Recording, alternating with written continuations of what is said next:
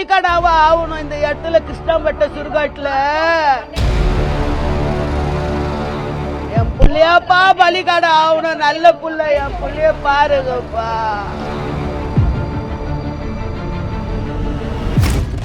நேற்று நள்ளிரவு சுமார் 1 மணி இருக்கும். தனுஷும் அவருடைய நண்பர் அருணும் வீட்டுக்கு போயிட்டு இருந்திருக்காங்க. திடீர்னு தனுஷுடைய வீட்டு முன்னாடி ஒரு 9 பேர் கொண்ட கும்பல் அவரை சுற்றி வளைக்கிறாங்க. என்ன நடக்குது அப்படின்னு சுதாரிக்கிறதுக்குள்ளேயே சரம் மாரியா அவரை வெட்டுறாங்க. மூளையெல்லாம் வெளியில வந்து விழுகிற அளவுக்கு கொடூரமான தாக்குதல் அது. ஐயோ நம்ம நண்பனை வெட்டுறாங்களே அப்படின்னு தடுக்க போன அருண்குமாரையும் சரம் மாரியா வெட்டியிருக்காங்க. அவரும் ரத்த வெள்ளத்துல கீழே சரிகிறார். சம்பவ இடத்திலேயே தனுஷ் உயிரிழந்துடுறாரு. அருண்குமார் மட்டும் மீட்டு மருத்துவமனையில அனுமதிக்கிறாங்க. 11 தையல்களோட அவரும் உயிருக்கு போராடிக்கிட்டு இருக்காரு. இதை தொடர்ந்து அந்த கும்பல் அங்கிருந்து தப்பிச்சு போகுது. எதுக்காக கொலை பண்ணாங்க, தனுஷ் மேல அப்படி என்ன முன்விரோதம், இந்த சம்பவத்துல என்ன நடந்தது அப்படிங்கறத பார்க்கலாம். தனுஷ் ட்ரிப்ளிகே நடத்திருக்கக்கூடிய ஐசோஸ் பகுதியை சேர்ந்தவர். 24 வயதான இளைஞர். இவருக்கு சின்ன வயசுல இருந்தே பாக்ஸிங் மேல அவ்வளவு பிரியம். நிறைய போட்டிகள்ல கலந்துகிட்டு நிறைய சாம்பியன்ஷிப் அவார்ட்ஸும் வாங்கியிருக்காரு.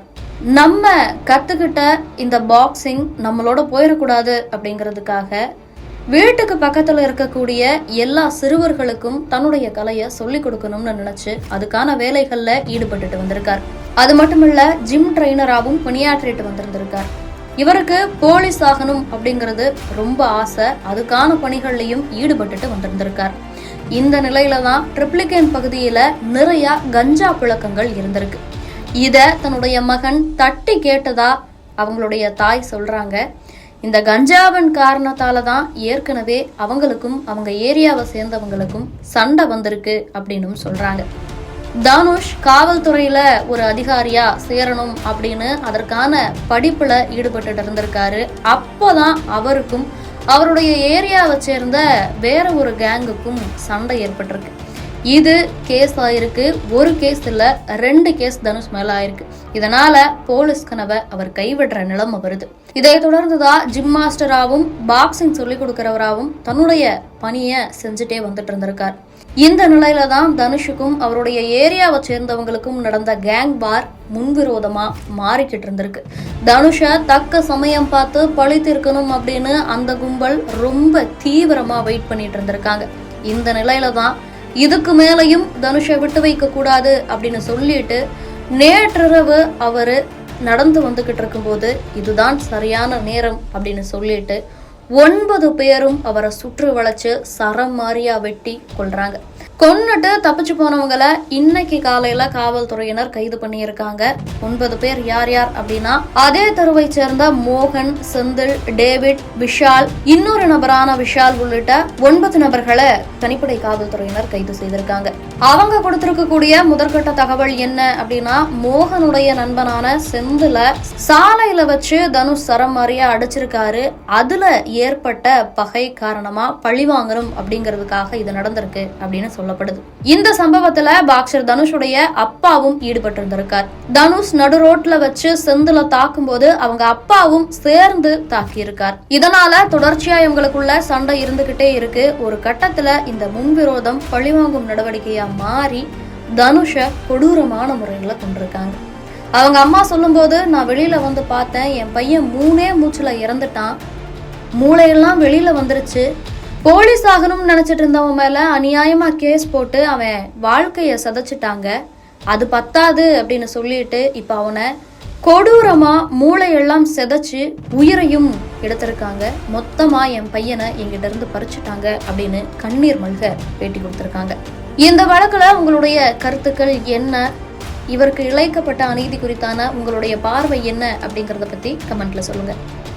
பையன் 8 மணிக்கு வந்து குளிச்சிட்டு இது முடி வெட்டின்னு வந்தான். வீட்டுக்கு வந்தான், என்கிட்ட பேசினான். அப்புறம் ஒரு போன்ல பேசினான் ஒரு பையன்கிட்ட 8 மணிக்கு பேசி, அம்மா நான் அதோ இருமா ஃப்ரெண்டை போய் பார்த்துட்டு நான் வந்துடுறேன் அப்படின்னு சொன்னான்.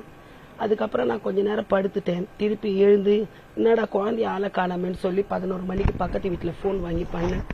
இப்ப எங்கப்பா இருக்கிற தனுஷ் அப்படின்னு, இதோ 10 நிமிஷத்துல நான் வீட்டுக்கு வந்துருவோமா அப்படின்னு சொன்னான். அதுக்கப்புறம் சரி குழந்தை எப்பவுமே வந்துருவானு சொல்லிட்டு நான் அப்படியே தூங்கிட்டேன். ஒரு பையன் குடுக்குன்னு ஓடி அந்த மணி 12:15 இருக்கும். எம்மா எம்மா எம்மான்னு வந்து கதவை தட்டினான். என்னப்பானா அந்த மாரி தனுஷை வந்து வெட்டிட்டாங்கம்மா. குடுக்குன்னு ஓடி போய் பாக்குறேன், ஃபுல்லா எல்லாம் வெட்டிட்டானுங்க. இந்த இடம் ஃபுல்லா எல்லாமே இந்த டாப்புக்கு இப்ப எல்லாம் வெட்டி கைய கீ எல்லாம் துண்டு துண்டா வெட்டி அப்படியே குழந்தை அப்படியே படுத்துன்னு இருக்குது. உயிர் வந்து இருக்குது அவனுக்கு 3 வாட்டி அப்படின்னா. இந்த மாரி அநியாயம் யாருக்குன்னா நடக்குமாப்பா? நல்ல புள்ளப்பா, அது படிச்சு இந்த மாரி ஆளாக்கினா ஒரே புள்ளப்பா வீட்டுக்கு. எனக்கு 24 வயசு ஆகுதுப்பா அவனுக்கு, ஒரே புள்ள. நான் பீச்சில் கடை போட்டு சுண்டல் வித்து அவனை படிச்சு ஆளாக்கி அவனுக்கு கவர்மெண்ட் வேலை வாங்கி அவனுக்கு கொடுக்கணும், கல்யாணம் பண்ணணும் எல்லாத்தையும் நான் பேசி வச்சிருந்தேன்பா. அவ்வளோ சீக்கிரம் என் குழந்தைய இந்த மாரி வெட்டுவானுங்க நான் பாக்கலப்பா. அவன் கெஞ்சி அடிக்க மாட்டான், சிகரெட் பிடிக்க மாட்டான், லைட்டா குடிப்பான், அவ்வளவுதான்ப்பா. அவன் மேல 2 கேஸ் இருக்குது. அவன் மேல ஏதோ பகையா வச்சு அவனை வச்சு செஞ்சுட்டானுங்கப்பா. அவனை பழி வாங்கி இருக்கிறானுங்கப்பா ஏதோ. இதுதான். ஆமா, 2 கேஸ் இருந்தது பசங்களுக்குள்ள. அவனை டென்ஷன் ஆக்கி அவனை வந்து துடுப்பா அடிச்சிடுவான். பெரியவங்க சின்னவங்க இல்லாத ஒரு துடுப்பா அடிச்சிடுவான். அதனால அவனுக்கு லைஃபே போயிடணும், அவனுக்கு கவர்மெண்ட் வேலையே வரக்கூடாதுன்னு சொல்லி சீனி நோண்டி சண்டை வாங்கி அவனுக்கு கேஸ் கொடுத்து அவனை ஜெயிலுக்கு ஏத்தி என்னென்னமோ பண்ணானுங்கப்பா இந்த இடத்துல. ஆனாலும் நான் என் புள்ளைய விடவேல. என் புள்ள எல்லாத்திலயும் தைரியமா இருந்து என் குழந்தைய நான் வாழ வச்சேன்பா. நல்லா இருந்தான்பா என் கூட 1 மாசம். அவன் வண்டி இதுதான், அவனே சம்பாரிச்சு அவனே சொந்த பணத்துல அந்த வண்டி வாங்கினா, ஏசி வாங்கி போட்டா, வாஷிங் மிஷின் வாங்கி போட்டா. இப்ப எனக்கு கடன் இருக்குதுன்னு கூட இப்ப பேசிட்டு போனான். எம்மா நீ வீடு எனக்கு இந்த வீடே செட் ஆகலன்னு, வாடா நம்ம வெளியில போலான்னு சொல்லிட்டு நான் வீடெல்லாம் பாத்துட்டேன்பா. வெளியில காலி பண்ணின்னு போலான்னு. என் குழந்தை என்ன மாரி சின்ன பின்னமா வெட்டுவாங்க நான் நினைச்சு கூட பாக்கல. வீட்டுக்கு ஒரே புள்ளப்பா, ஒரே புள்ள. என் புள்ள வருமா? இதுக்கு நீதி செய்யுங்கப்பா. யாருன்னு கண்டுபிடிச்சி அவனுங்களை ஷூட் பண்ணுங்கப்பா.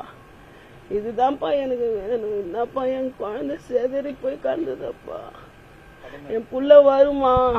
இதுக்கு நீதி இல்லையா? அவனுக்கு கல்யாணம் கூட ஆகல. நான் சொன்னேன், ஒரு இடம் போய் கேட்டு பார்ப்போம் போது எனக்கு இந்த மாதிரி கல்யாணம் நீ பண்ணுவியாமா? நான் பண்ணுவேன்ப்பா. உனக்கு 6ஆம் மாசம் 20ஆம் தேதி நான் கல்யாணம் பண்ணுவேன், நான் பண்றேன். உனக்கு கவர்மெண்ட் வேலை. நான் உதயநிதி ஸ்டாலின் ஆபீஸுக்கு கூட போய் நான் இதெல்லாம் காமிச்சு நான் காட்டுறேன். அட போமா நீ அப்படின்னு கிண்டல் பண்ணி எனக்கு பேசுவான்ப்பா. அம்மா மாரி என்ன நடத்த மாட்டான்பா. ஒரு ஃப்ரெண்டு மாதிரி நாங்க பேசின்னு இருப்போம்ப்பா. வீட்டுல என்ன பிடிச்சின்னு விளையாடுவான், இது பண்ணுவான். ஐயோ என் குழந்தை இப்ப காலைல ஊந்துதுப்பா. 8 மணிக்கு காலைல ஊந்து எனக்கு வண்டி சரி பண்ணி கொடுமா, 10,000 ரூபாய் கொடு, ஜிம்முக்கு கட்டணும். என் காலை பிடிச்சி புள்ள இல்லையாப்பா. இப்போ என் புள்ள வருவாப்பா. எனக்கு 24 வயசு புள்ள, அழகு ராஜாப்பா. அது இப்ப பாத்துட்டு போச்சுப்பா. வீட்டுல கண்ணாடி எல்லாம் பாத்துட்டு போயிட்டு இந்த மாதிரி பண்ணிட்டானுங்களே. இதுக்கு நீங்க நீதி செய்யுங்கப்பா. யாருன்னு மீடியா நீங்க கண்டுபிடிங்க. நீங்களும் எங்களுக்கு உதவி செய்யுங்கப்பா. ஐயா என்ன பண்ண போறேன்? இவ்வளவு நான் என்ன பண்ண போறேன்? கெஞ்சா ஊசி மாத்திரை பவுடர் எல்லாம் ஓடுதுப்பா. இவனுங்களுக்கு என் புள்ள பலிகடாவா ஆகணும் இந்த இடத்துல, கிருஷ்ணாம்பட்ட சுருகாட்டுல. என் புள்ளையாப்பா பலிகடா ஆகணும். நல்ல புள்ள. என் புள்ளைய பாருங்கப்பா, என் புள்ளைய பாருங்கப்பா. ஒரே ஒரு புள்ளப்பா. மண்டையெல்லாம் பொழுதுட்டானுங்கப்பா, கையெல்லாம் வெட்டிட்டானுங்கப்பா. என் ராஜா எனக்கு வருமாப்பா. சீமா 24 வயசு புள்ள, 24 வயசுப்பா அவனுக்கு. ஐயோ